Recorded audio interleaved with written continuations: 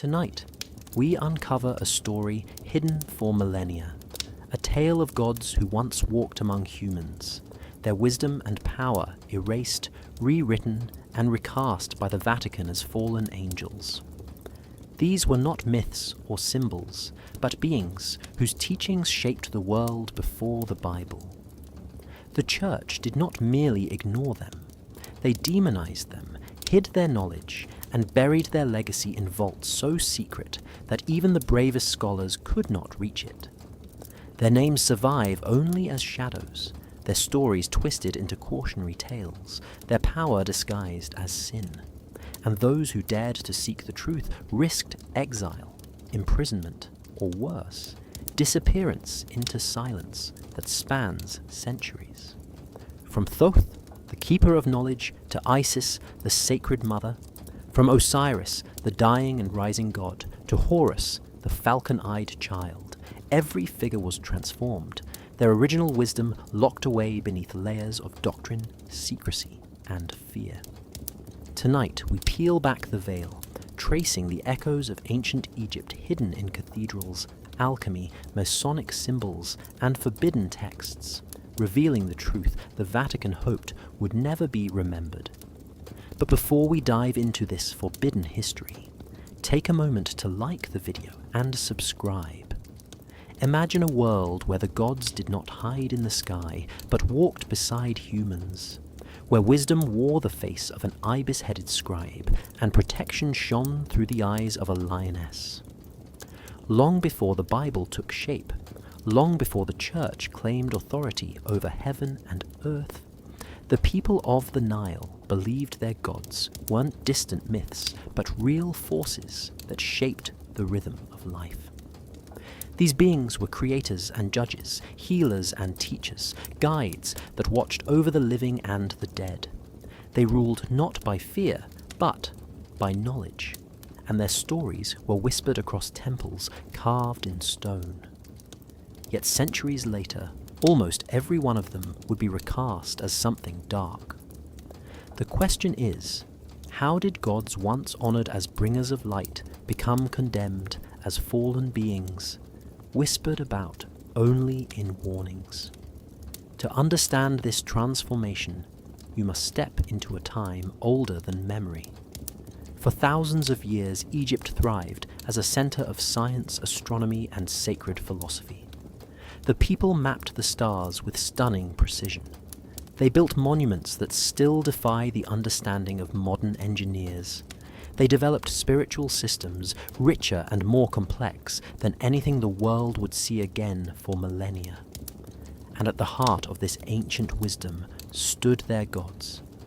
Ra was the pulse of the rising sun.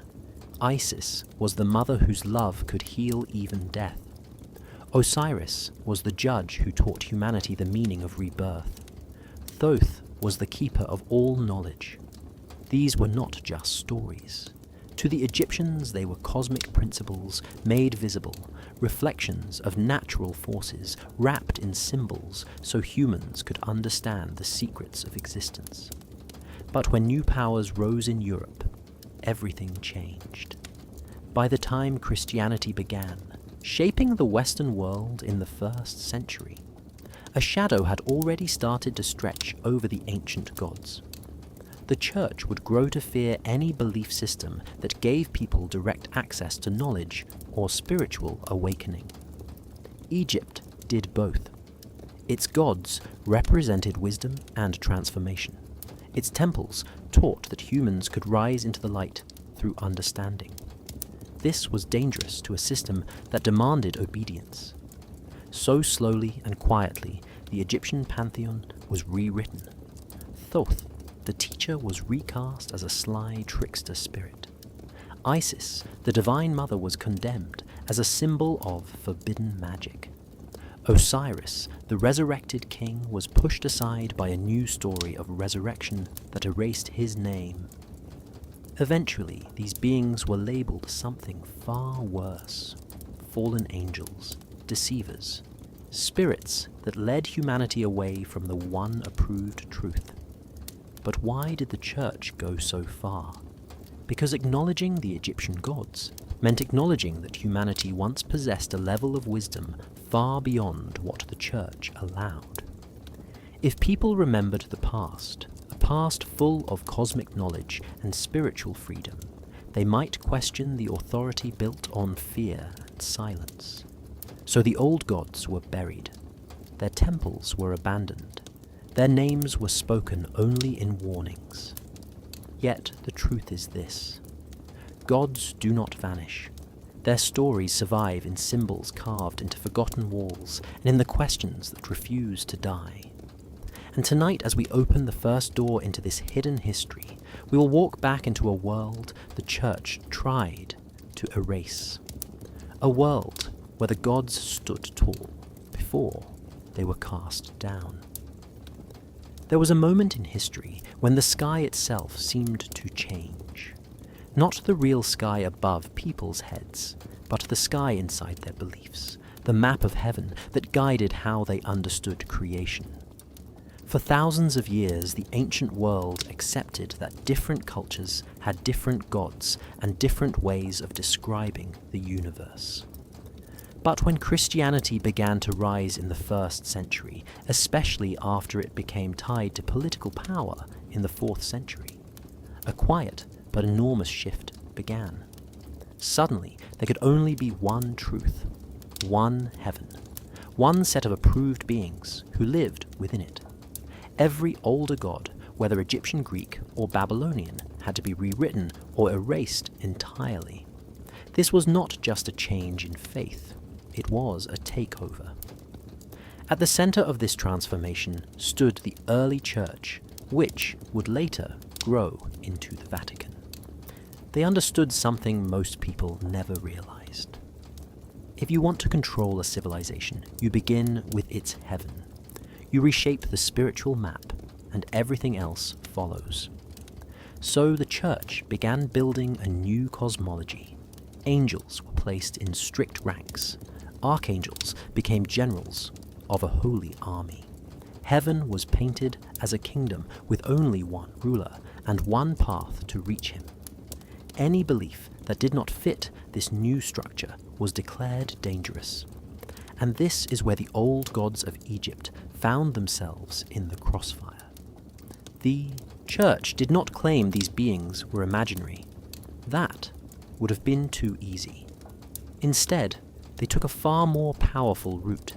They declared the ancient gods to be real but corrupted, not divine but fallen, not teachers but tricksters, not protectors but tempters.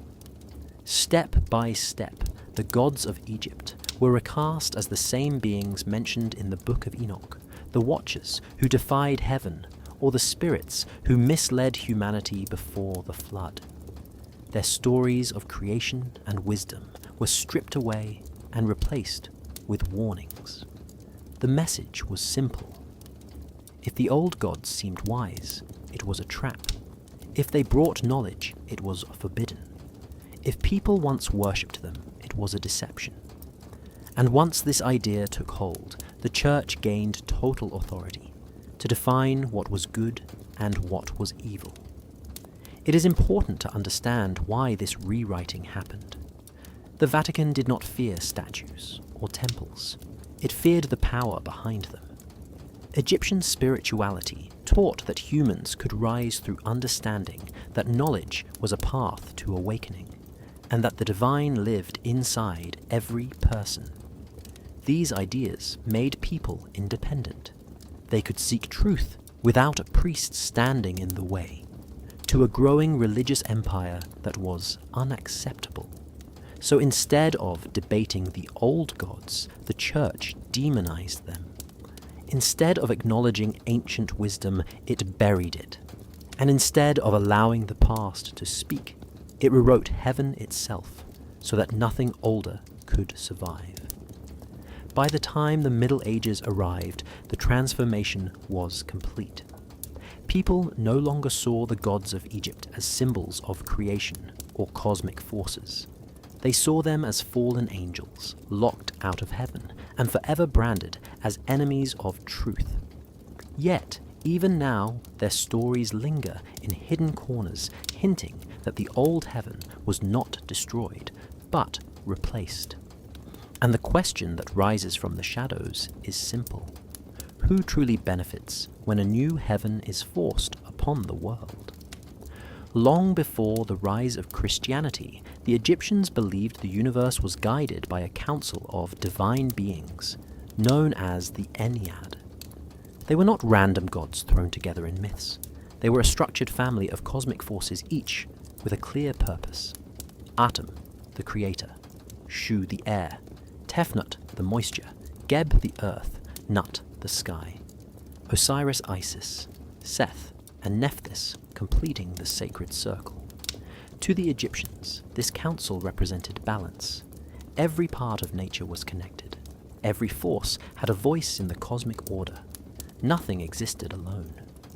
But when Christianity rose, and later when the Vatican shaped its theology, a strangely familiar pattern appeared. A new hierarchy, a new council. Only this time, they were called angels. The Church insisted its structure came from divine revelation. Yet, when placed beside the Egyptian system, the similarities become impossible to ignore. The Christian hierarchy introduced layers of spiritual beings. Seraphim closest to God, cherubim guardians of knowledge, thrones messengers of justice, then archangels who carried out divine tasks, followed by angels who interacted with humanity. Different names, but the same idea. A structured world of cosmic beings, each with a clear role just like the Ennead. It makes you wonder, was this a totally new creation, or a transformation of something far older? One of the clearest parallels lies in the figures themselves. In Egypt, Thoth served as the keeper of wisdom, guiding kings and scribes with sacred knowledge. In Christianity, this role was given to Gabriel, the messenger who brings divine truths and revelations. The functions match almost perfectly, even though the stories were rewritten. Isis, the divine mother who protects children and heals the suffering, became mirrored in the figure of Mary, a compassionate mother elevated to near heavenly status.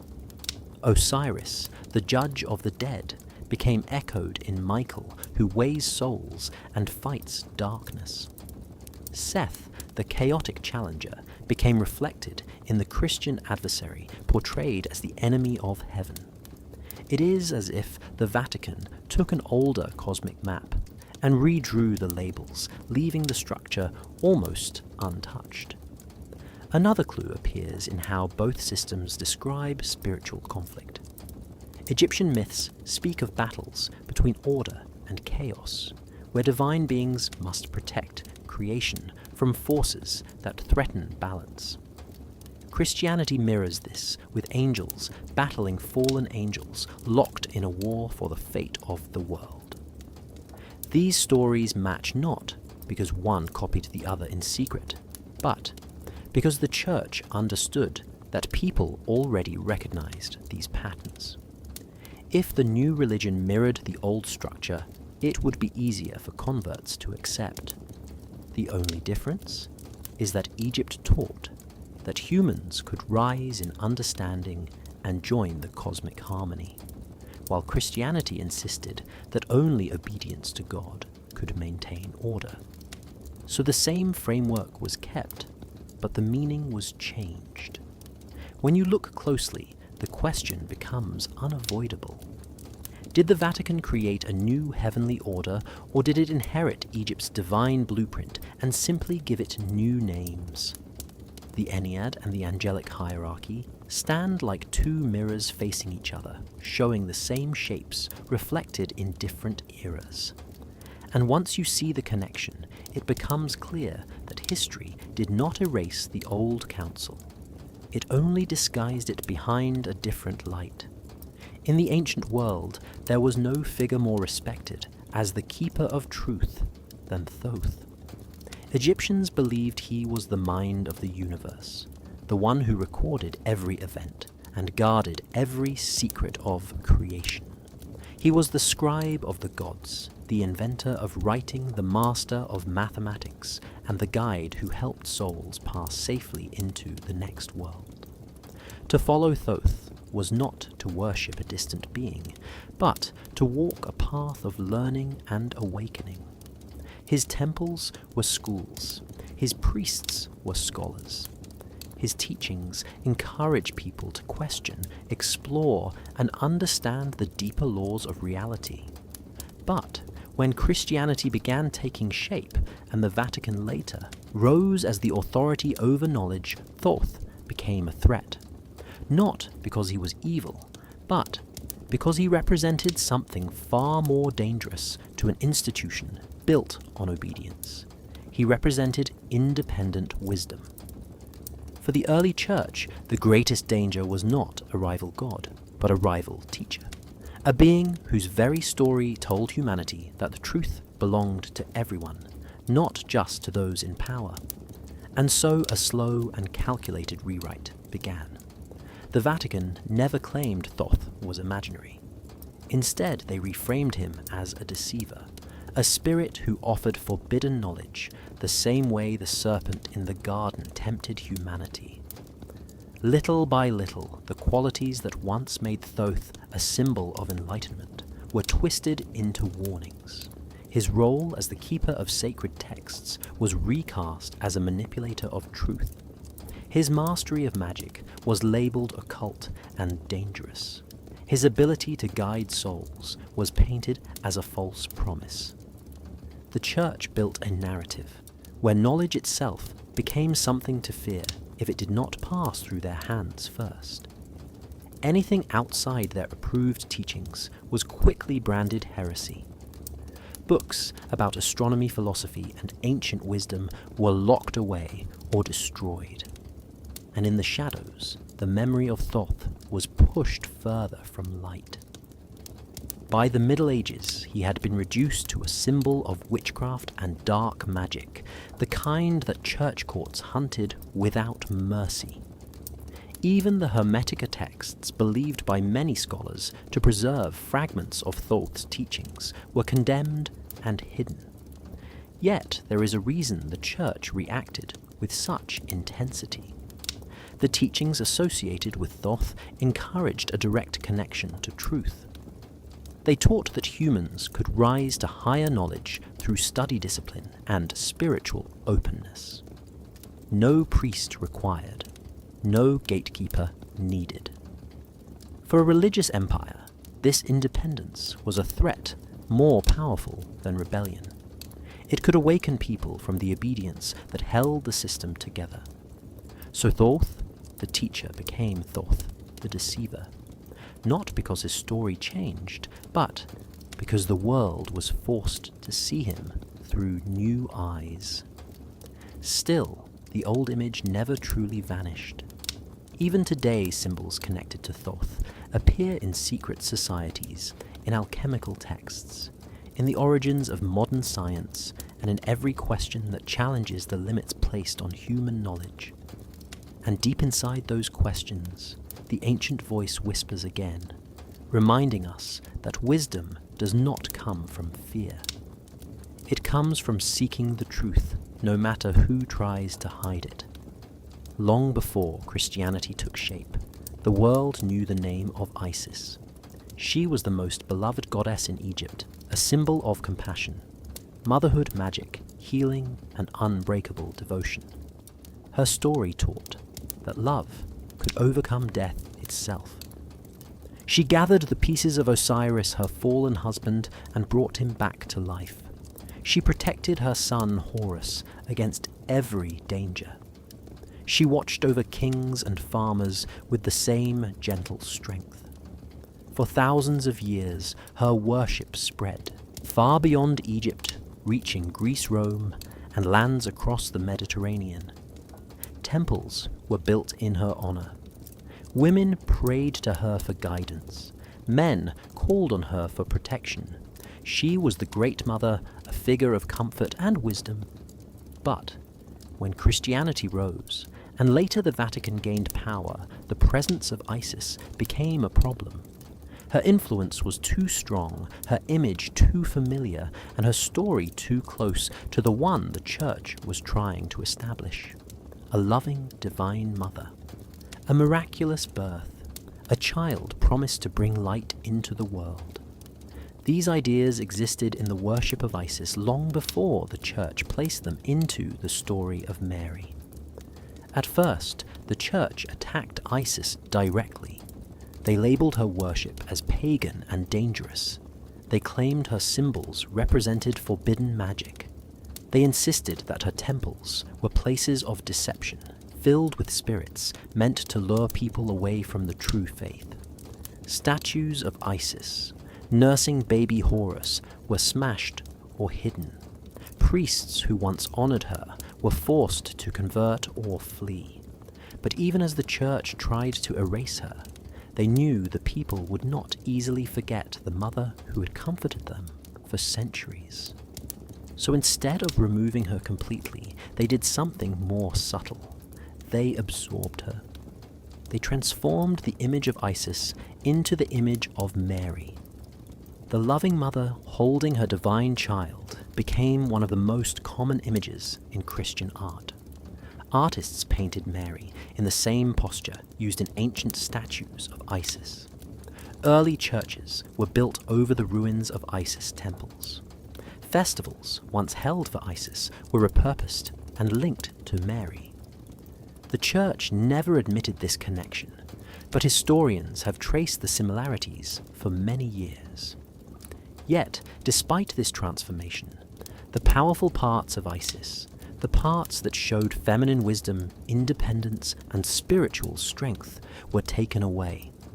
The Vatican could not allow a divine feminine figure who taught that women could hold sacred power. So Isis was rewritten as a temptation, a symbol of seductive magic, a danger to the faithful. Mary was presented as pure, silent, obedient, a safe version of the Divine Mother stripped of power. Isis had been both strength and compassion, but Mary was allowed only compassion. This shift reveals something important. The Church did not fear Isis because she was false. They feared her because she was powerful. She reminded people that the divine could be feminine, that women could hold spiritual authority, and that love was stronger than any law. Even today, the echoes of Isis remain. Every painting of a mother holding her child, every symbol of devotion carved into old churches carries a trace of her story. And no matter how much effort was made to bury her, she continues to rise again, inviting the world to remember the sacred feminine the Church tried so hard to silence. Long before the story of Christ was ever told, the Egyptians were already speaking of a god who died and rose again. His name was Osiris, and to the ancient world he represented the promise that death was not the end. His story shaped the beliefs of millions for thousands of years. Osiris was a wise king who brought order to the land and taught humanity farming justice and the ways of peaceful living. But his jealous brother Seth murdered him, cutting his body apart and scattering the pieces across Egypt. Isis, his devoted wife, searched endlessly, found the pieces, and through sacred rites brought Osiris back to life. He did not return as a regular king, but as a divine judge, ruling the afterlife and offering hope to every soul who followed the path of truth.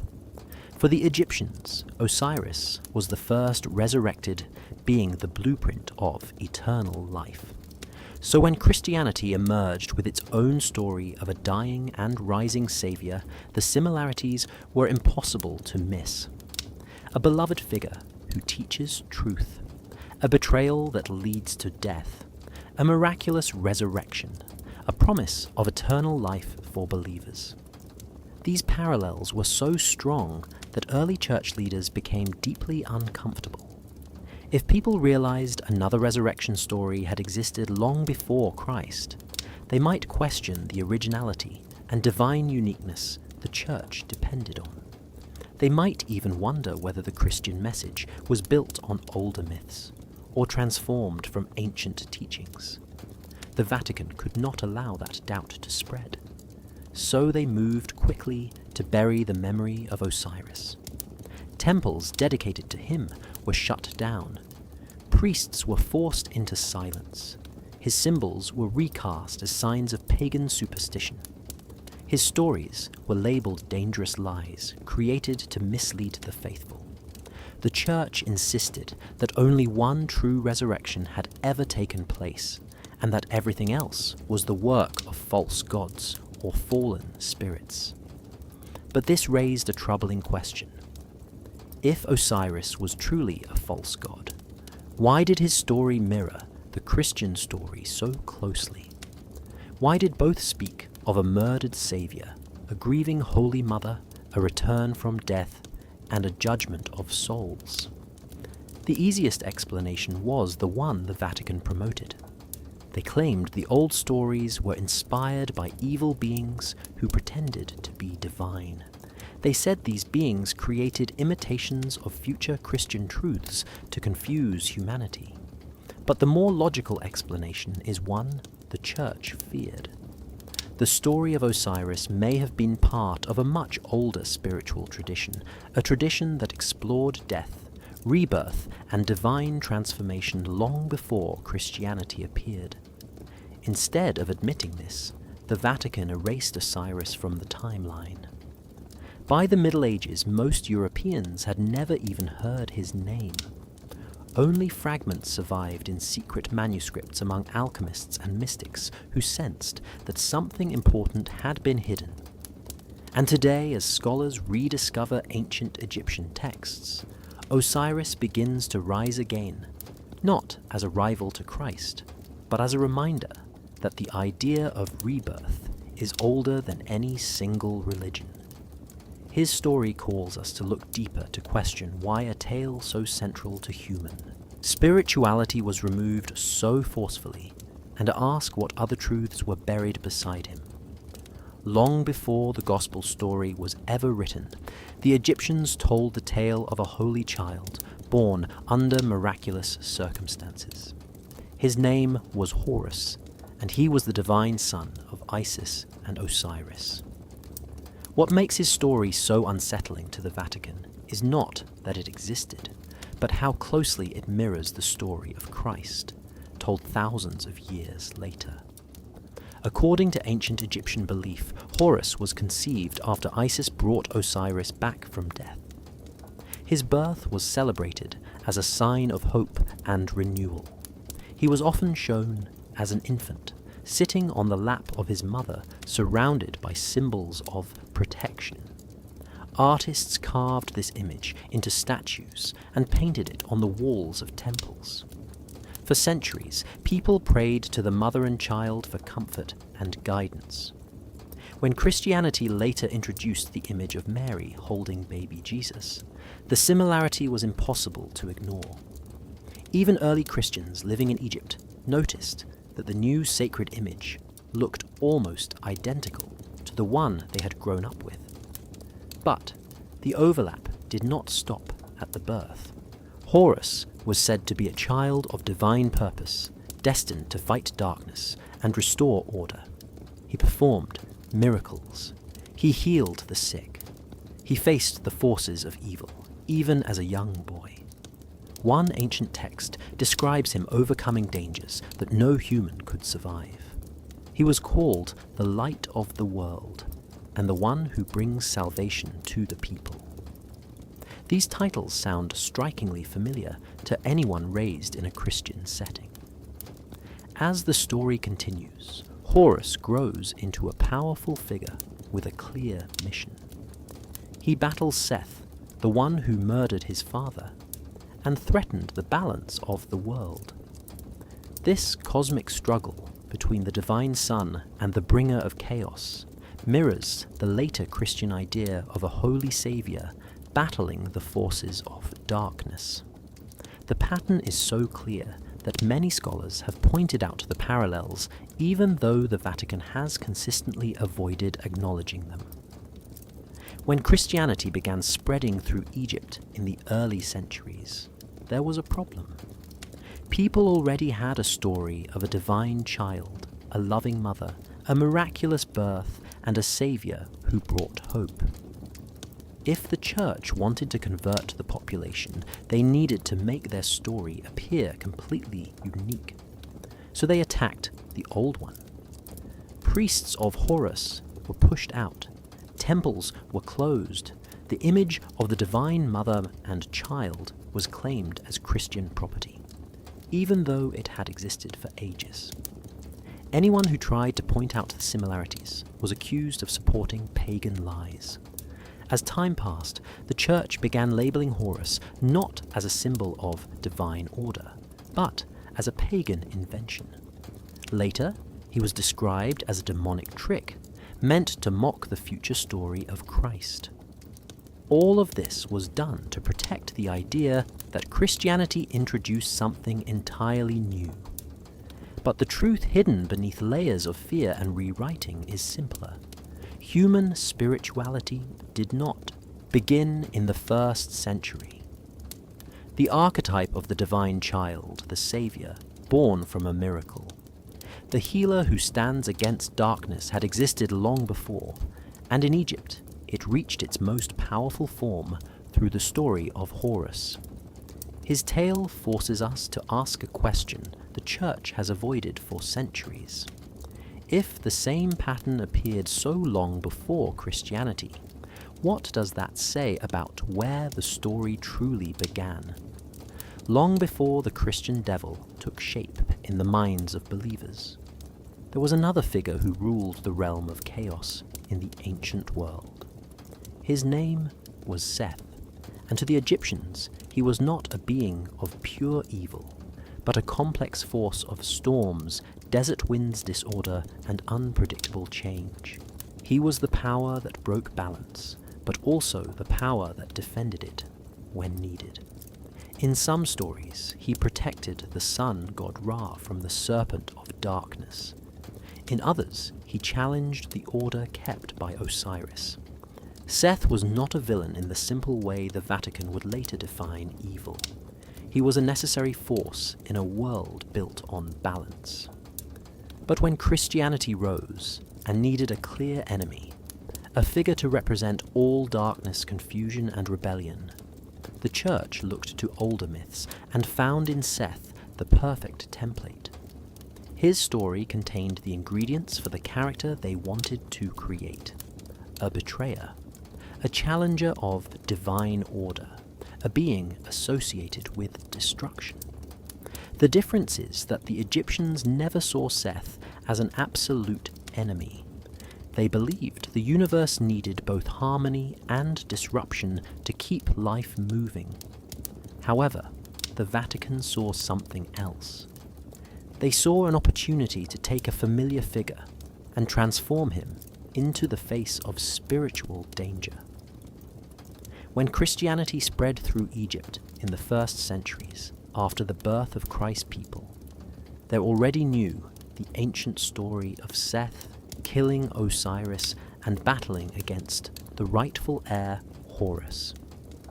This story of betrayal and cosmic conflict sounded strikingly close to the Christian idea of an angel who turned against divine authority. So early Christian writers began to reshape the image of Seth into something darker. They claimed the old stories were signs of a fallen spirit who had deceived the ancient world. They insisted that worshippers of Seth were unknowingly following a demonic force. They even compared Seth to the serpent in the garden, linking him to the same symbol of temptation and disobedience. Over time, the transformation became more complete. The church's image of Satan grew more and more like the older Egyptian description of Seth: a bringer of storms, a challenger of cosmic order, a figure associated with violence and disruption, a powerful force cast out of the sacred circle. The connection is so clear that some historians believe the early Christians used Seth directly as a model when describing Satan in later writings. The church needed a villain, and Seth had already been drawn by the ancient world as a complicated mixture of danger and strength. All they had to do was strip away the parts that did not fit their message. The Egyptians knew Seth could fight alongside the gods when balance was threatened. The Vatican removed that completely. They turned him into a being who opposed divine order always, a symbol of rebellion without purpose, a threat rather than a teacher. By the Middle Ages, almost no one remembered Seth's original role. They only knew the shadow the church allowed to survive, a shadow that looked a lot like the Christian devil. Today, as scholars uncover ancient myths, the truth becomes clear. The figure Christians fear as Satan may not have been born in biblical text, but shaped from fragments of a much older story. A story where chaos had a place in creation, and where the line between darkness and light was more complex than the church ever wanted believers to know. For thousands of years, the Egyptians believed that symbols weren't just drawings, but living forces. Hieroglyphs carried power. Sacred geometry unlocked the laws of nature. A single carved image could tell a story about the soul, the stars, the afterlife, and the hidden structure of the universe. These symbols were the language of the gods, and the Egyptians treated them with deep respect. They believed that writing something sacred brought it into the world in a real way, and that geometry reflected the mind of creation itself. But when the Vatican rose to power and Christianity spread across Europe, a quiet and relentless war against symbolism began. The Church understood how powerful symbols could be. They could inspire the mind. They could awaken curiosity. They could open doors to knowledge without the need for priests. To a growing religious empire, that level of freedom was a threat. So the Vatican labeled Egyptian symbols as evil, first calling them pagan, then calling them dangerous, and finally calling them demonic. The priests warned people that hieroglyphs were the language of false gods. They claimed sacred geometry was a trick used by spirits to lead humans away from Christian truth. They refused to teach the meaning of Egyptian symbols and forbid believers from studying them. But while they condemned these symbols publicly, something very different was happening behind closed doors. Inside monasteries, and later inside the Vatican itself, scholars were secretly copying ancient scrolls and translating fragments of Egyptian texts. They studied the geometry used to design pyramids and temples. They examined star maps carved into tombs. They collected amulets, papyri, and stone tablets that ordinary people were not allowed to see. To understand a thing is to gain power over it, and the Vatican sought control over the very knowledge it forbid the world to explore. During the Middle Ages, many drawings from Egyptian temples resurfaced in Christian architecture, hidden in the patterns of stained glass windows, floor designs, and cathedral walls. The famous cross-shaped layout of many churches mirrors sacred Egyptian geometry. Even the halo, a circle of light behind the heads of saints, resembles the sun disk worn by gods like Ra and Hathor. Yet the Church never admitted these influences. Instead, they continued to tell the public that anything connected to Egyptian symbolism was a threat that must be avoided. This created a strange double world. The people lived in fear of symbols that the Vatican itself was studying, collecting, and quietly absorbing. This silence was not accidental. It protected the Church's authority.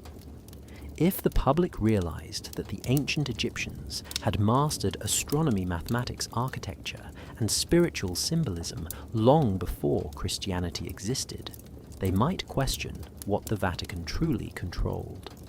They might wonder whether wisdom belonged only to the Church, or whether it once belonged to everyone.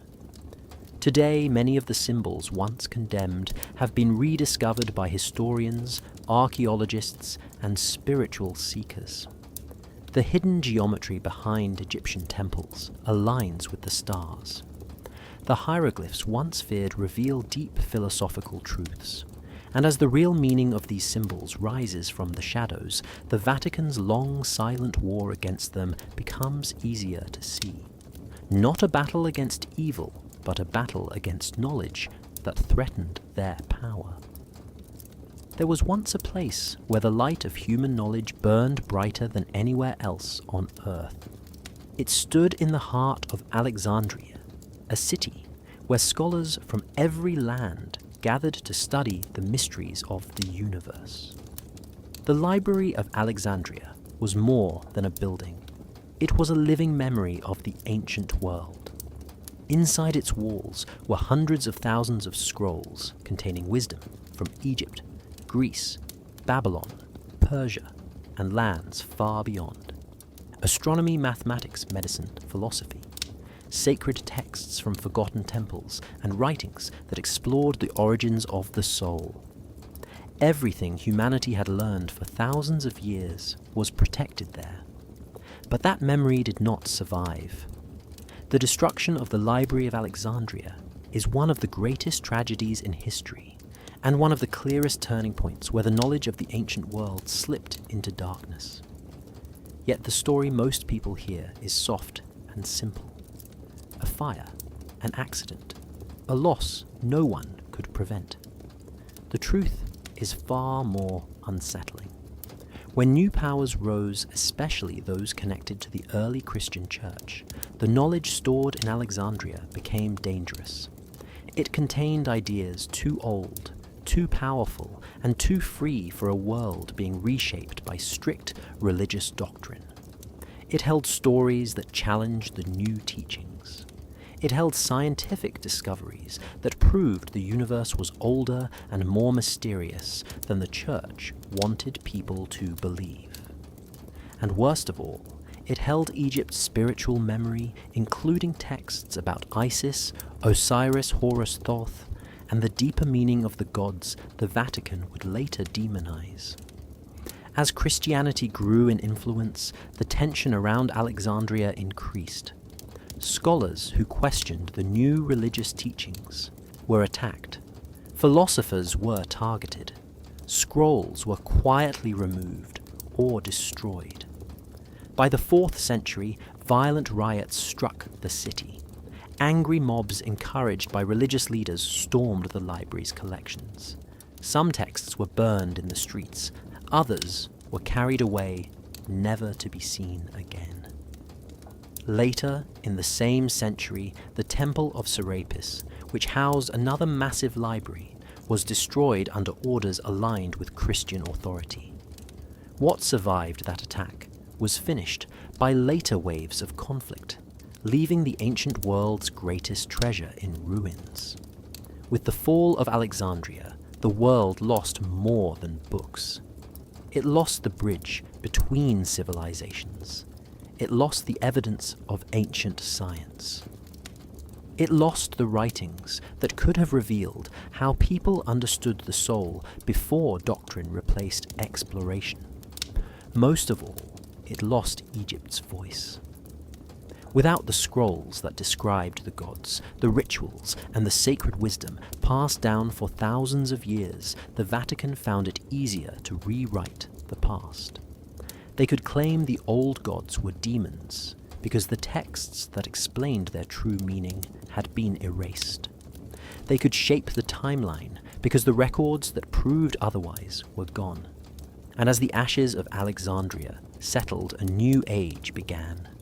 One built on silence, one where the ancient light was replaced by controlled belief. Yet even in darkness, truth has a way of surviving. Fragments of lost texts resurface from time to time, reminding us that the Library of Alexandria once held knowledge so powerful that those who feared it chose to burn it, rather than let the world remember. For thousands of years, the Egyptian priesthood held the keys to a world most people could only glimpse through myths and symbols. Priests of Isis, Thoth, and Ra were not merely religious figures. They were teachers, healers, astronomers, architects, and philosophers. They preserved the knowledge of the gods and passed it down through carefully guarded rituals. They guided the living and the dead, showing humanity how to understand the stars, the cycles of nature, and the laws that governed both body and spirit. But as Christianity spread across Egypt, and later the influence of the Vatican grew, these priests became a threat. Their wisdom existed outside the control of the Church. Their authority came from understanding, not obedience. A person who followed Isis or Thoth could learn directly from the sacred without ever speaking to a Christian priest. That independence was dangerous. So slowly and methodically, the Egyptian priesthood was erased. Temples were abandoned or destroyed. Monasteries replaced them. Sacred knowledge that once flowed freely through these teachers was locked away or condemned as heresy. Priests were forced to flee or convert to the new religion. Some were hunted and killed. Others went underground, hiding their practices in secret chambers or passing knowledge quietly to trusted students. Over time, the priesthood ceased to exist in public life. The rituals, the chants, the sacred texts, the precise astronomical calculations, and the spiritual medicine were removed from daily practice. For centuries, anyone trying to continue the old ways risked persecution. And yet, even as the priesthood disappeared from sight, traces of their work survived in unexpected places. Hieroglyphs hidden in ruined temples, symbols carved into stones, fragments of papyrus smuggled into Christian libraries. Scholars who later became alchemists or members of secret societies preserved pieces of the old teachings, aware that the world might one day need them again. The disappearance was not just about religion. It was about control. By eliminating the priesthood, the Vatican ensured that knowledge no longer flowed directly to people. Learning became a privilege granted only by sanctioned authorities. Human understanding could be slowed down, curiosity tempered, and power centralized. But the story of the priests was not entirely lost. Oral traditions whispered through generations, fragments of rituals hidden in underground tombs and crypts, and the subtle echoes in architecture and art all carried hints of what had once been. The priesthood may have vanished from history books, but its influence lingers. Every time someone uncovers a fragment of Egyptian wisdom or deciphers a long-forgotten symbol, the voice of Isis, Thoth, and Ra speaks again, reminding humanity that knowledge cannot be completely buried, and that even in the shadow of silence, the truth waits patiently for those who are willing to seek it. Beneath the stone walls of the Vatican lies a place that few have ever entered, and even fewer have left, with their discoveries known to the world. The Vatican's secret archives stretch for miles, containing documents collected over centuries. Among these are whispers of papyri scrolls and codices originating from ancient Egypt texts that once held the secrets of the gods themselves. Scholars have long speculated about their contents, suggesting they may contain knowledge about Isis, Osiris, Horus, Thoth, and Ra that was never meant to be shared publicly. The rumors are persistent and chilling. Some say these texts describe rituals that predate Christianity by thousands of years. Others claim They contain astronomical records showing that the Egyptians understood the movement of planets and stars with a precision that rivals modern science. There are even whispers of medical texts and philosophical treatises that reveal methods of healing and understanding the natural world lost to ordinary humans for centuries. But why hide these texts? The answer seems simple. Knowledge is power, and the Vatican has always understood that power must be controlled. Ancient Egyptian wisdom offered a direct path to understanding the universe independent of priestly authority. It suggested that humans could engage with divine forces without the mediation of church teachings. Such knowledge could have challenged the authority of the Vatican and threatened the carefully constructed narrative of a single true faith. For that reason, the texts were placed behind locked doors. Access granted only to a select few, carefully vetted scholars who could be trusted to interpret them within the confines of sanctioned doctrine. Copies are forbidden. Photography is forbidden. Even detailed notes are limited and censored. Generations of researchers have described seeing fragments of these scrolls or codices with descriptions so tantalizing they read like lost chapters of a civilization. Some mention diagrams resembling the pyramids drawn with mathematical precision. Others reference hieroglyphs encoding spiritual and cosmic principles that were never meant for casual reading. Few scholars have been able to study the texts directly, and those who do often remain silent for fear of reprisal or being cut off from the academic world. The Vatican's silence speaks volumes. By keeping these Egyptian texts locked away, the Church ensures that the narrative of human history remains controlled. The ancient gods remain symbols of the past, rather than teachers of the present. Civilization is left to rediscover knowledge slowly and under the guidance of sanctioned authorities. Yet, despite the secrecy, fragments and influences of these forbidden texts continue to appear. In art, architecture, secret societies, and rare manuscripts copied in hidden corners of monasteries, traces of Egyptian wisdom survive. It is a subtle resistance showing that even when knowledge is hidden, it does not disappear. The papyri scrolls and codices within the Vatican secret archives may remain sealed to the public, but their presence is a reminder that history is not entirely what it seems. Somewhere within the quiet halls of power lies a record of human understanding that could rewrite what we think we know about the ancient world and the gods who once walked among us. Long before Christianity reshaped the spiritual map of the world, Egypt was home to a pantheon of gods whose influence touched every part of life. Hathor, the goddess of love, joy, and music, radiated warmth and compassion. Sobek, the crocodile god, embodied strength, protection, and the raw power of nature.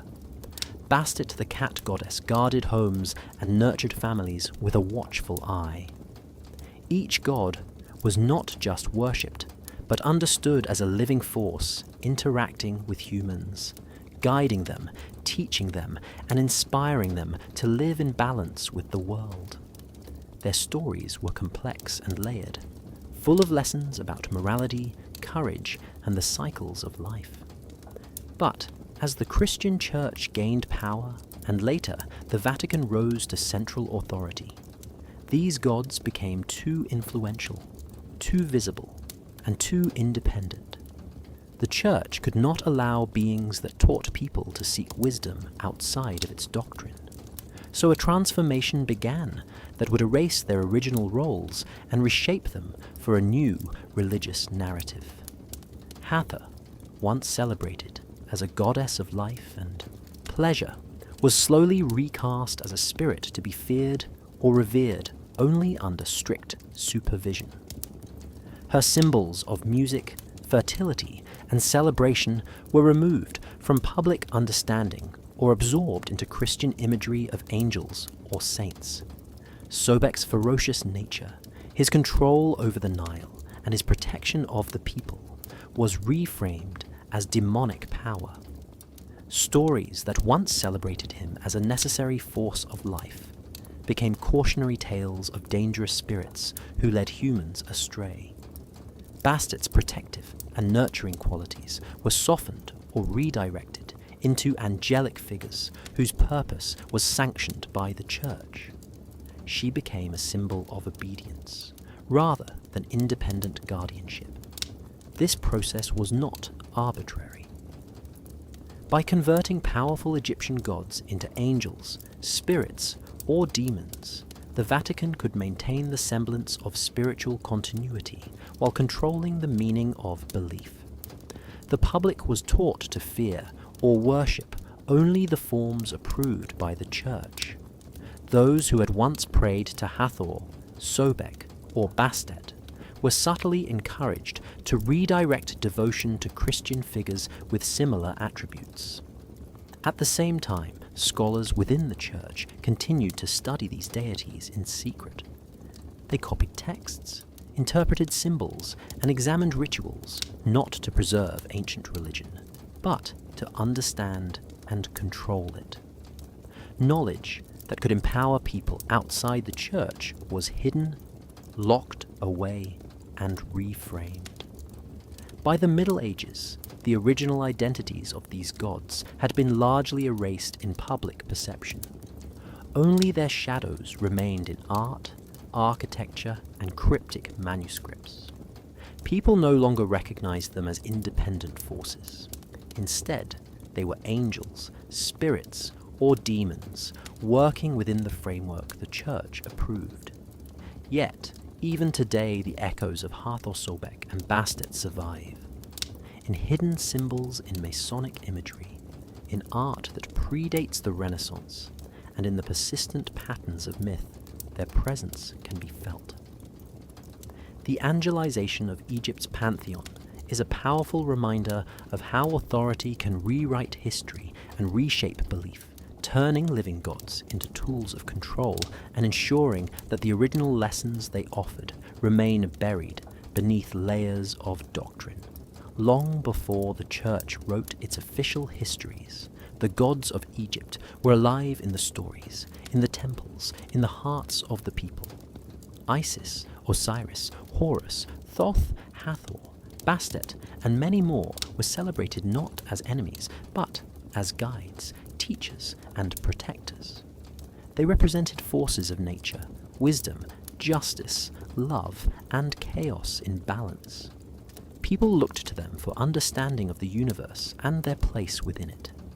Yet, as Christianity spread and the Vatican rose to power, these same gods became inconvenient. Their stories suggested that humans could access knowledge and spiritual insight without going through church authority.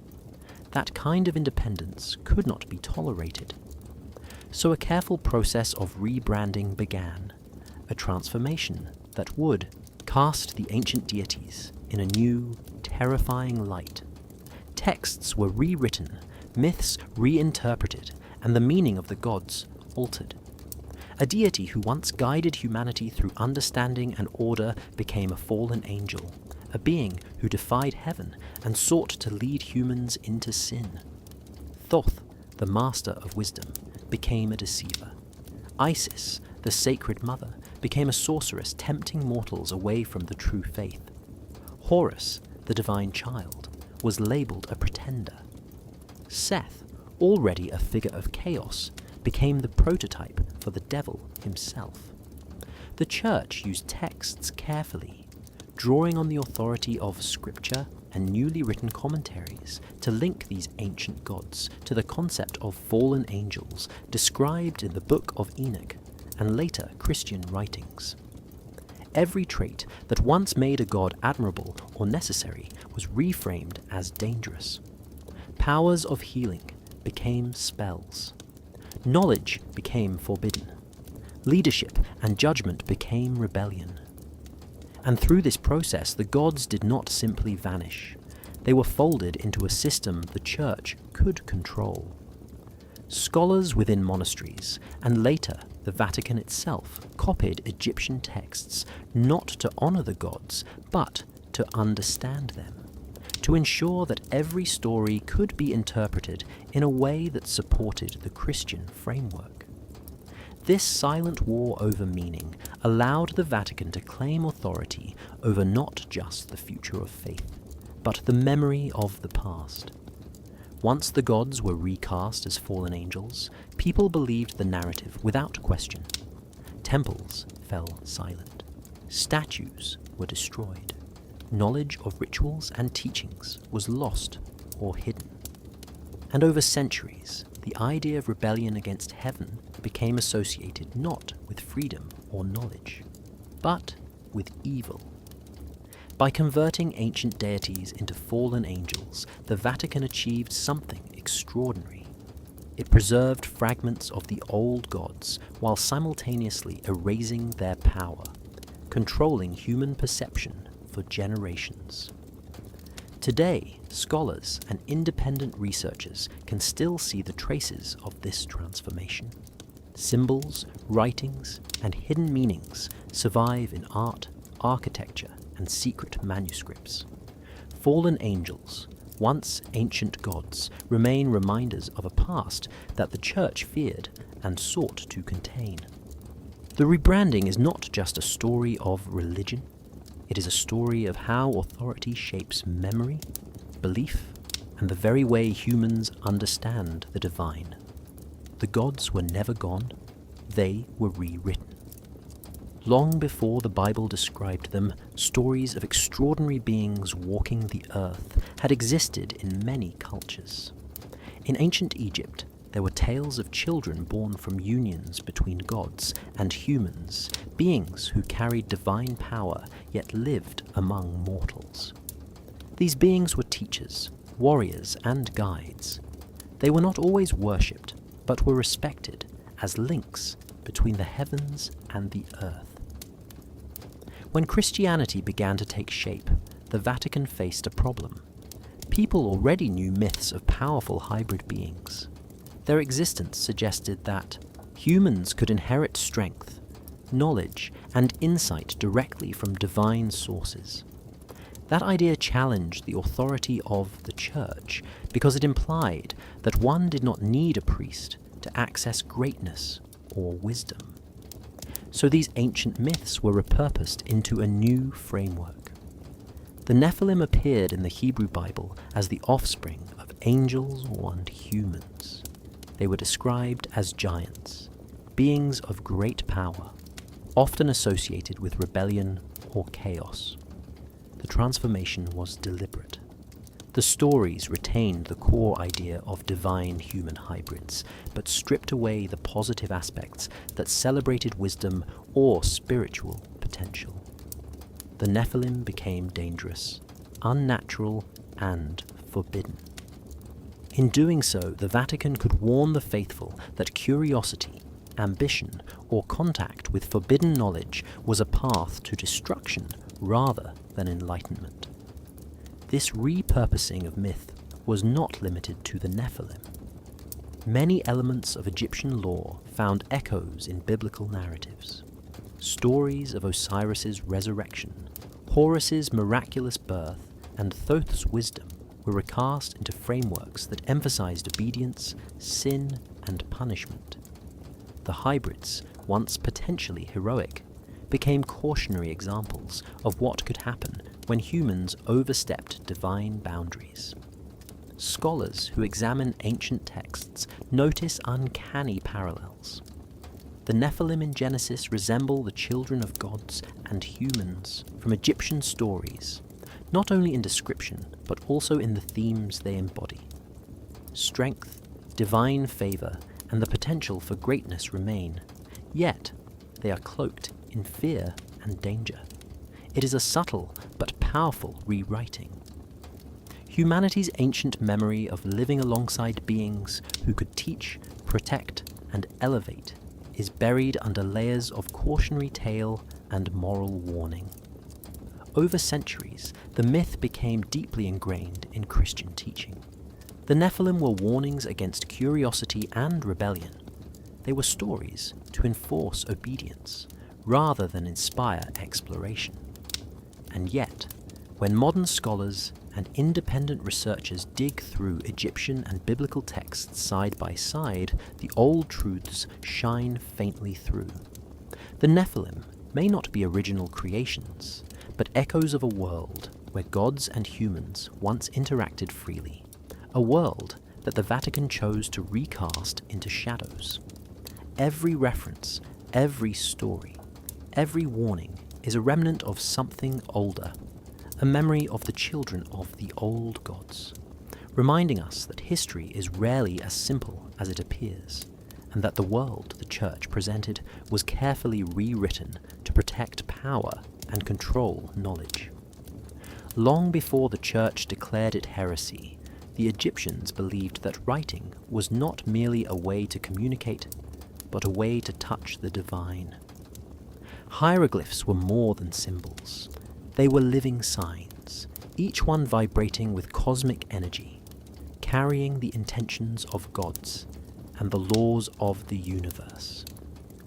Early mystics across Egypt and later in the Mediterranean thought that these symbols could connect the human mind to the celestial realm. Some believed that each glyph contained a sound and a meaning, a bridge between heaven and earth. The priests of Thoth taught that understanding the true language of symbols was a way to align oneself with the flow of the cosmos.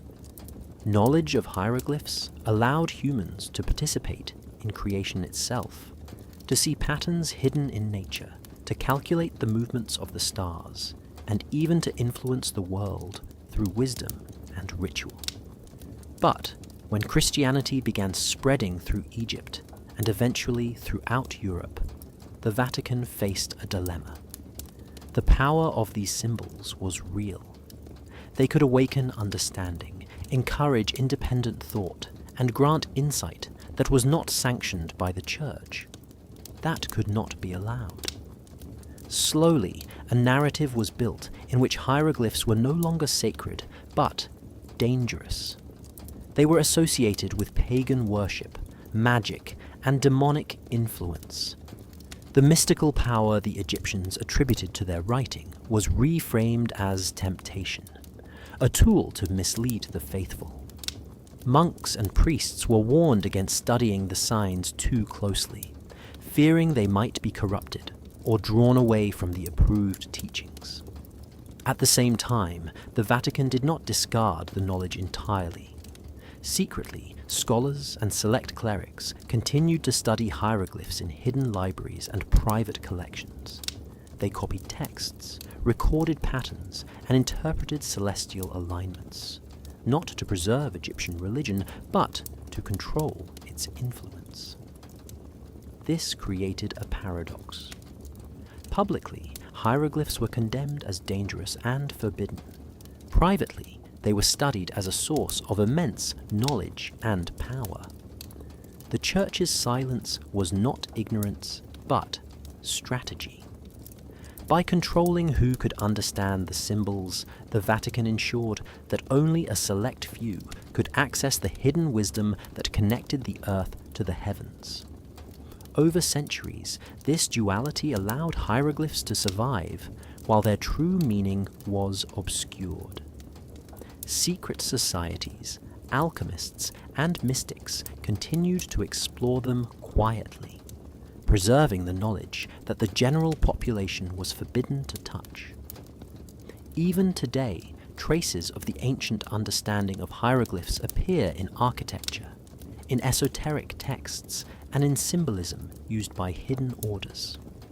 The language of the gods, once condemned, continues to whisper to those who seek it. The story of hieroglyphs reminds us that knowledge can be both sacred and dangerous, depending on who controls it, and that even when the light of understanding is hidden, it can survive in silence, waiting for those brave enough to read it.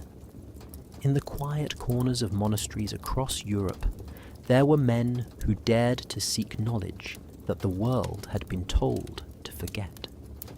Monks devoted to copying scripture and maintaining faith also devoted themselves in secret to translating Egyptian texts, studying the wisdom of gods who had been recast as demons or spirits.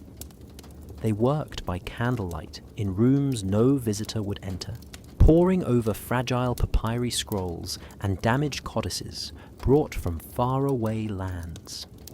These men understood that the writings contained far more than history. They held knowledge of the stars, the cycles of nature, healing arts, mathematics, and spiritual truths that had been buried for centuries.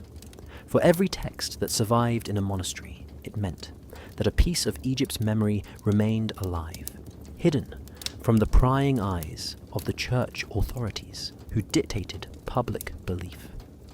These monks risked everything.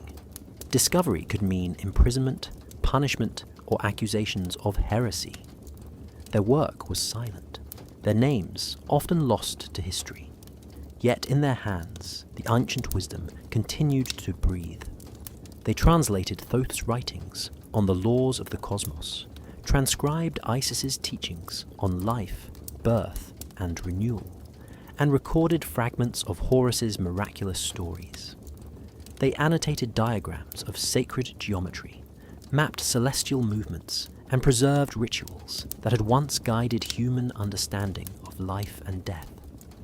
The monks did not claim the gods as their own. They did not worship them publicly. They understood the danger of appearing to challenge the church's authority.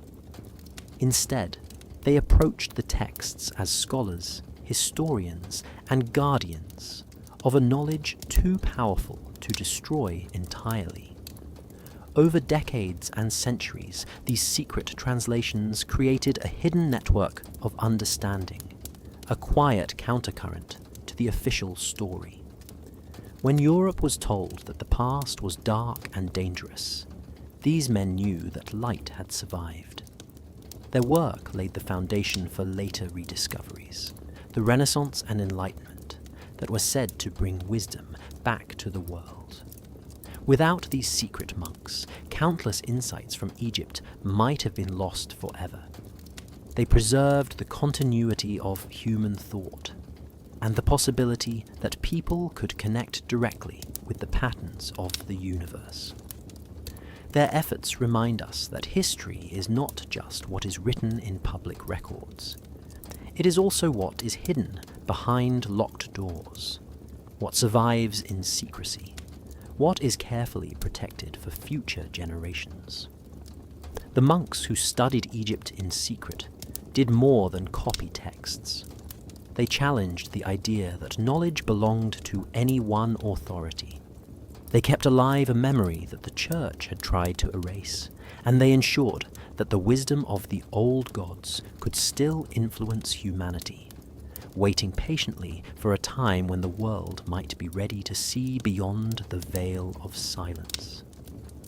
Even now, centuries later, scholars who trace their steps can find echoes of these hidden translations in manuscripts, in symbols carved into architecture, and in esoteric teachings that survived the sweep of history. The legacy of these monks is a testament to courage, patience, and the belief that knowledge cannot be fully extinguished. As Christianity spread and the Vatican solidified its authority, it faced a difficult problem. Ancient religions were everywhere, gods and goddesses. Egypt, Greece, and Mesopotamia were still remembered in art, in stories, and in the hearts of people. If the Church wanted to establish a single truth, it needed to control how these figures were understood. To achieve this, the Vatican began creating manuals, cataloguing what they called demons. These were not demons as we imagine them today, but carefully constructed roles assigned to beings that had once been worshipped as gods. Each deity was examined, analyzed, and given a classification that fit within the Christian worldview. Thoth, the wise scribe of the gods, became a temptress and deceiver. Isis, the mother of life, became a sorceress who lured the faithful away. Horus, the child of promise, was listed as a false messenger. Even minor gods like Bastet or Sobek were placed into categories warning against their power. These demon catalogues were created not as theoretical exercises, but as tools for control. They guided priests, inquisitors, and educators in shaping what people could believe. A person who spoke positively of Isis or Horus risked being accused of engaging with the demonic. Texts explaining the virtues, wisdom, or positive influence of these gods were ignored or condemned. The manuals themselves were secret. Copies were kept in monasteries, convents, and later within the Vatican archives. Only selected clerics were allowed to consult them, ensuring that knowledge of the true nature of these deities never reached the public. Over time, these classifications became widely accepted. Pop culture, folklore, and local legends absorbed the Christian interpretations. Ancient gods were no longer celebrated. They were feared. Parents warned their children. Stories of magical powers became cautionary tales. Festivals that once honored life, fertility, and wisdom were either banned or reframed into celebrations of Christian saints. Yet the process was paradoxical. While publicly demonized, the Church continued to study these gods in secret. Understanding their influence allowed the Vatican to predict cultural patterns, redirect devotion, and maintain spiritual authority. The cataloguing was both a weapon and a source of knowledge. The demon manuals illustrate how the Church could erase entire spiritual systems without physically destroying every artifact or text. By controlling meaning, by assigning a narrative, they turned powerful gods into shadows of fear. The public never realized that the gods themselves were unchanged. Only the stories had been rewritten. Today, scholars uncover traces of these demon catalogues. They see how the names, attributes, and symbols of ancient deities appear in medieval texts labeled as warnings against heresy or paganism. The manuscripts reveal a deliberate strategy to dominate belief by controlling imagination. The demonic catalogues were more than religious documents. They were instruments of psychological control, ensuring that knowledge of the old gods couldn't empower ordinary people. In this way, the Vatican shaped the perception of history and spirituality, transforming gods into demons, reverence into fear, and human curiosity into obedience. The tools of classification became tools of power, and the very beings once celebrated as divine became warnings whispered across generations. Long after the temples of Egypt had fallen silent, and the gods had been recast as angels or demons, the wisdom of the Nile did not disappear. It survived in hidden forms buried within the architecture, symbols, and secret practices of medieval Europe.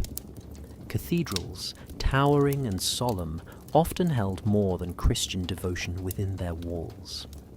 The intricate geometry, precise alignments, and hidden motifs reflected ancient Egyptian principles.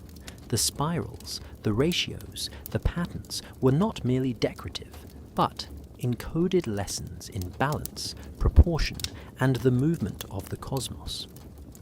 Alchemy, long considered a mysterious and forbidden practice, carried echoes of Egyptian philosophy. Early alchemists studied not only the transformation of metals, but also the transformation of the human spirit. Their work referenced Egyptian texts preserved by secret monks and interpreted through symbols that the uninitiated could not read. Masonic lodges, later emerging across Europe, became custodians of another layer of hidden memory. Their rituals, tools, and symbols echoed the wisdom of the Egyptian priesthood. The compass, the square, the all-seeing eye, the careful measurements in masonry all contain knowledge of geometry, celestial observation, and spiritual insight that predate Christianity. Initiates were taught to see the universe in layers, to understand the connection between the material and the spiritual, much like the Egyptians had once taught. Tarot cards, often dismissed as mere divination, carry fragments of this ancient philosophy as well. Each card, each symbol, encodes archetypes that reflect human nature, cosmic law, and divine influence. The imagery is layered, multi-dimensional, and designed to teach lessons through reflection and interpretation. In this way, Egyptian thought survived without a temple, without a priesthood, and without public acknowledgement. Memory was buried, yet it continued to guide those willing to seek. The Vatican, aware of the influence of these symbols and teachings, did not destroy them completely, but monitored them. Knowledge that could be dangerous in the hands of the uninitiated was allowed to survive only within controlled circles, secret societies, and select practitioners. This created a strange world where the public was told one story while another ran quietly in the shadows. Scholars, initiates, and alchemists preserved, interpreted, and adapted ancient wisdom, ensuring that even centuries after Egypt's fall, its philosophy could influence Europe. The lessons of balance, harmony, transformation, and cosmic awareness were never entirely lost. Today, when we look closely at Gothic cathedrals, study alchemical texts, or explore Masonic and tarot symbolism, we see traces of a memory that refuses to die. Egyptian philosophy shaped more than art and architecture. It shaped ways of thinking about humanity, the cosmos, and the divine. The memory was hidden, but not dead. Those who could read the signs understood that the ancient world still whispered, offering guidance and insight long denied to the masses. Even beneath the weight of centuries and the power of a church that sought to control knowledge, Egypt's wisdom endured in secret, reminding us that true understanding can survive even when the world believes it has been erased. Even as Europe was shaped by the church and the old gods were recast as angels or demons, some groups worked quietly to preserve the knowledge that the world was told to forget. Among the most secretive were the Freemasons and the Rosicrucians. These societies did not worship the Egyptian gods openly, nor did they defy the church directly. Instead, they became custodians of the wisdom of Egypt, carrying forward metaphysics, geometry, symbolism, and spiritual insight through rituals, art, and coded teachings. The Freemasons, originally master builders, used architecture as a hidden language. Cathedrals, bridges, and temples became texts in stone, encoding knowledge of proportion, harmony, and celestial alignment. The compass and square were not just tools of measurement, but symbols of balance, justice, and the unseen forces shaping reality. Members learned to read these signs, understanding lessons of the universe the public was forbidden to see. The Rosicrucians went even further. They combined alchemy, philosophy, and mysticism to explore the hidden laws of nature. Their writings often referenced Egyptian principles, describing the transformation of matter and spirit as two sides of the same process. They preserved rituals, diagrams, and teachings that linked human consciousness to the cosmic order. Both societies functioned in shadows. Meetings were secret, texts coded, and instruction passed only to those deemed ready. In this way, Egyptian wisdom survived centuries of suppression. While the Vatican controlled the flow of knowledge and the public narrative, these societies ensured that the teachings of Thoth, Isis, Osiris, and Horus continued to influence human thought. Initiates learned that wisdom was not meant to be feared, but understood. They studied numbers, stars, and symbols not as magic, but as a science of the soul and the cosmos. Over time, these societies influenced thinkers, scientists, and architects. Gothic cathedrals with their precise geometry reflect lessons from the Nile. Philosophical texts echo Egyptian metaphysics, even when Christian doctrine dominates the language. The preservation was subtle, protective, and enduring.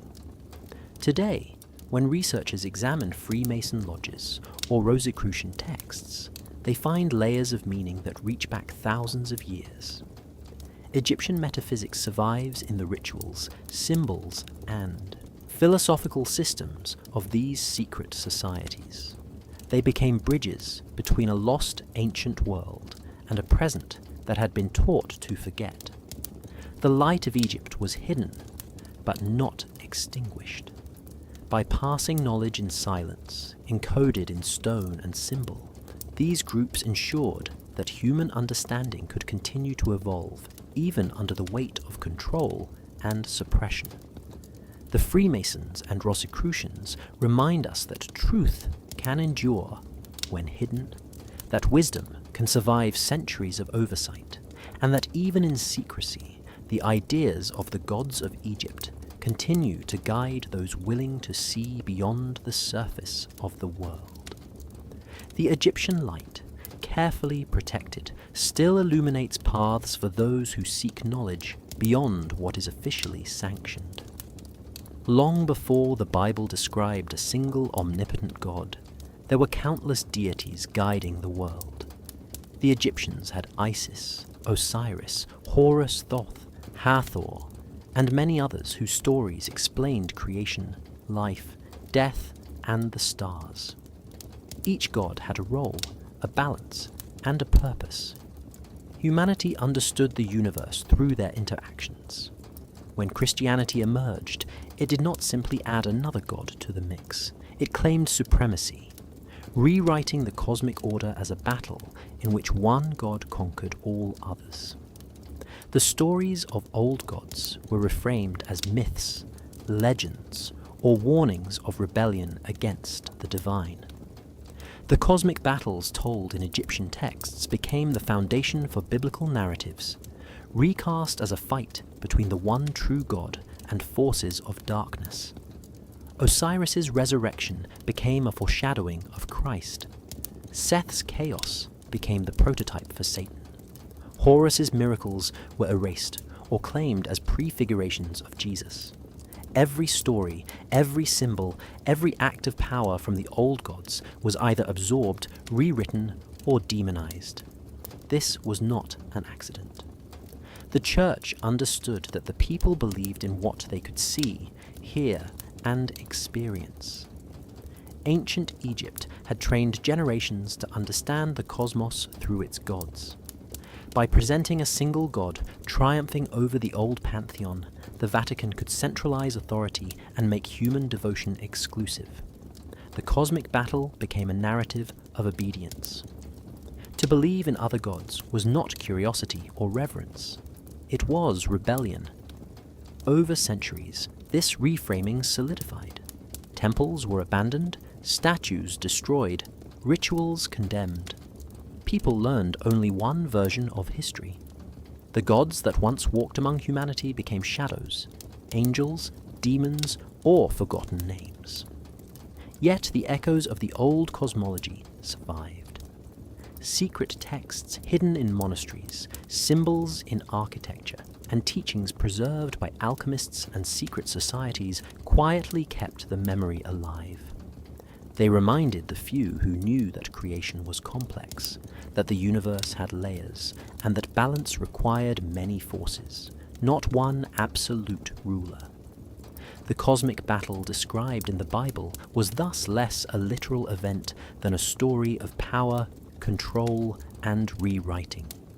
It was a story designed to replace multiple voices with one, to redefine what humans could believe, and to establish an unquestioned authority. Scholars who compare Egyptian texts with biblical accounts find patterns of appropriation. Battles between gods become battles between God and angels. Divine offspring become warnings of rebellion. Knowledge, once freely accessible through the gods, is reframed as dangerous if approached outside the church. And yet, the old cosmology was never fully erased. Its principles survive in secret symbols, hidden rituals, and the echoes preserved by those who refused to forget. The cosmic battle was not just about power over humanity, but about the memory of the universe itself. The Vatican rewrote the story to ensure one voice dominated, but the old gods lingered, waiting in shadow, reminding us that history is always layered, that power is often disguised as faith, and that even when one story triumphs, others endure quietly, shaping understanding for those who seek to see beyond the official narrative. Long before the Bible was written, there were stories and teachings in Egypt that explored the nature of the divine, the soul, and humanity's place in the cosmos. Some scholars call these the lost Egyptian Gospels, texts that may have contained the earliest reflections on creation, morality, and the path to wisdom. They were not Gospels in the Christian sense, but writings meant to guide human understanding, offering lessons from Isis, Osiris, Thoth, and the other gods. These texts were carefully recorded on papyri scrolls, codices, and temple walls, teaching concepts of rebirth, cosmic order, and the journey of the soul through life and death. As Christianity spread across Egypt and the Mediterranean, the Vatican recognized the power these teachings held. They were dangerous because they suggested that people could achieve insight and spiritual elevation without the mediation of church authority.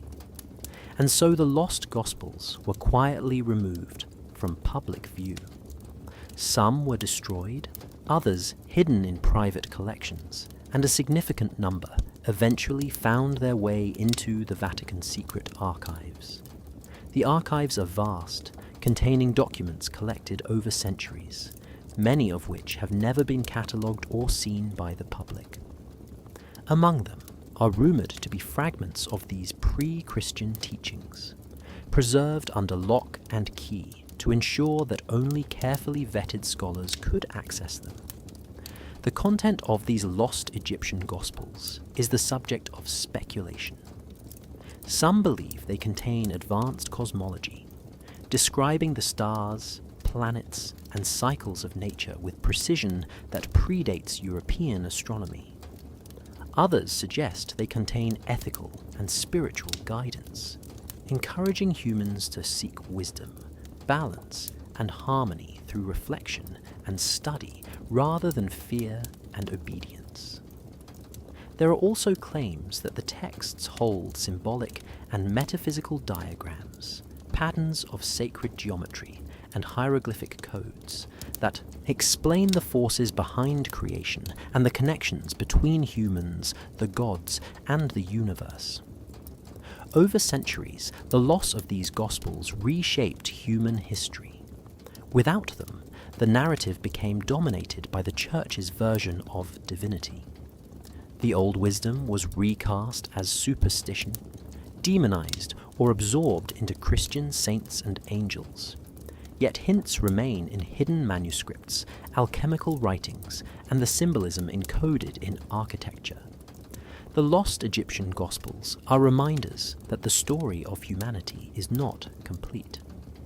That before the rise of the Church, there existed teachings capable of guiding civilization toward understanding, knowledge, and spiritual depth.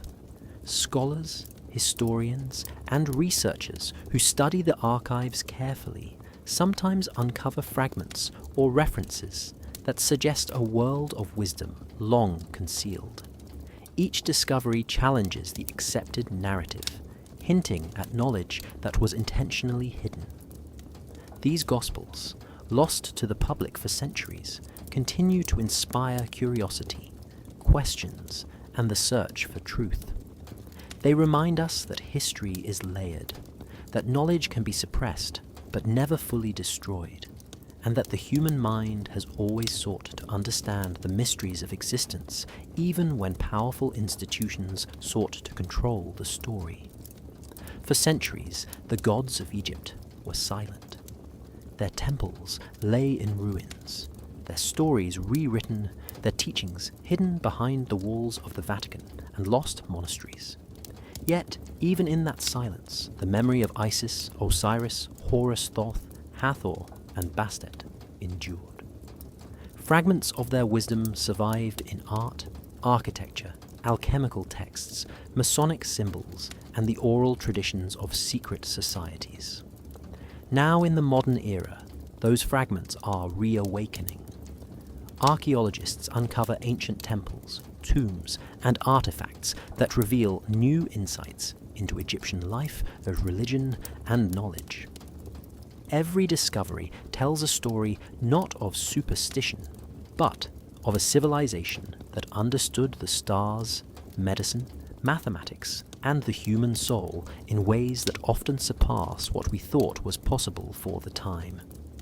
Symbolism, once deemed dangerous or occult, is being studied openly, revealing the depth and complexity of Egyptian metaphysics. Sacred geometry carved into stone and painted on walls is recognized not only as art, but as a precise expression of cosmic laws. The patterns, their alignments, the relationships between shapes and numbers reveal an understanding of the universe that is both scientific and spiritual. Digital knowledge has accelerated this awakening. High-resolution imaging, satellite mapping, and online archives allow scholars and the public to explore Egypt in unprecedented detail. Manuscripts long hidden in vaults are being scanned and shared. Hieroglyphs once forbidden are translated with the help of software, revealing layers of meaning previously lost to time. The internet connects researchers, historians, and enthusiasts, creating a global conversation about Egypt that transcends centuries of suppression. Modern spirituality and popular culture also reflect this return. Films, books, and educational platforms present the gods not as demons or shadows, but as complex figures of wisdom, guidance, and transformation. People study the myths for personal insight, philosophical reflection, and historical curiosity. Tarot decks, art, and architecture draw on Egyptian symbols to explore the human experience and the relationship between the material and the divine. The reawakening of the ancient gods is not a simple revival of religion. It is the rediscovery of knowledge and consciousness that was nearly erased. It reminds humanity that the wisdom of the past was sophisticated, multidimensional, and often suppressed for control rather than because it was false. As we study Egypt today, we see a civilization that valued learning, curiosity, and spiritual growth, and we understand how the Vatican shaped history to maintain authority. By reconnecting with these ancient teachings, we reclaim the parts of human history and thought that were hidden for centuries. The gods are returning not as literal beings, but as living symbols, guiding modern minds to ask questions, seek knowledge, and recognize the continuity of human understanding. Every archaeological find, every translated hieroglyph, every symbol decoded is a step toward restoring what was once lost. Egypt's light, long concealed, shines again in our collective consciousness, inviting a new generation to see beyond the official narratives, to remember the wisdom of the ancients, and to realize that the stories of the gods still have lessons to teach. The return of the ancient gods is the awakening of history itself, revealing that truth survives even in silence, and that the human mind is capable of reclaiming what was once buried. For centuries, the Vatican has controlled not only faith, but the memory of the past. It has rewritten stories, rebranded gods as angels or demons, and hidden knowledge that might challenge its authority. But what would happen if the original spiritual framework of Egypt were to resurface fully? If texts, symbols, and teachings that predate Christianity were widely understood and accepted, the entire structure of Christian cosmology could be called into question. The idea that a single omnipotent God replaced countless deities, that angels triumphed over ancient gods, and that history was linear and controlled would no longer hold the same power. People might begin to see that divine wisdom existed long before the Bible, that humanity once had access to knowledge of the stars, medicine, and metaphysics without mediation from priests or popes. The authority of the Church has always depended on control of knowledge. By maintaining silence over Egyptian texts, manuscripts, and artifacts, the Vatican ensured that curiosity, inquiry, and independent thought were kept within limits. Rediscovering the original teachings of Isis, Osiris, Thoth, Horus, and the rest would reveal that humans were capable of spiritual insight and practical wisdom far earlier than Christian doctrine allows. Scholars speculate that if the public could understand the depth of Egyptian cosmology and philosophy, people might realize that the Christian narrative was one of appropriation and reinterpretation rather than creation. The gods of Egypt were not erased because they were false, but because their wisdom threatened centralized control. In private, the Church has long understood this. Papyri scrolls, codices, and ritual manuals remain locked in the Vatican's secret archives precisely because they contain knowledge that could empower humanity in ways the official narrative forbids. If these documents were fully decoded and released, it would not be just a historical revelation. It would be a shift in consciousness. The idea that humans must rely solely on church authority to access divine truth would weaken. The angels, saints, and the hierarchy of heaven might be seen as a reinterpretation of what once belonged to a living pantheon of gods interacting with the world. Even practices considered occult or esoteric will be revealed as continuity from an ancient system of knowledge rather than forbidden magic. The fear is not superstition. It is control. If the framework of Egyptian spirituality resurfaced, questions would follow. Why were these gods recast as fallen angels? Why were their teachings hidden? How much of human history and understanding has been deliberately rewritten to maintain authority? These questions could undermine centuries of doctrinal certainty. Yet, even with this potential, the knowledge survives quietly in architecture, symbols, secret societies, and digital archives. Modern technology, archaeology, and scholarship are slowly peeling back the layers of concealment. The Vatican cannot destroy what is already digitized or rediscovered. It can only watch as humanity inches closer to remembering what was once deliberately hidden. The fear is clear. Knowledge that reveals humans were never wholly dependent on a single authority threatens the very narrative upon which power has rested for centuries.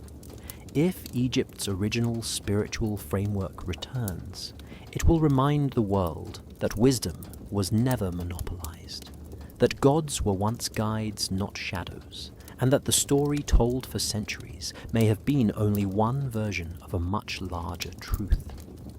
The Vatican's fear is not of heresy, but of memory restored and a humanity awakened.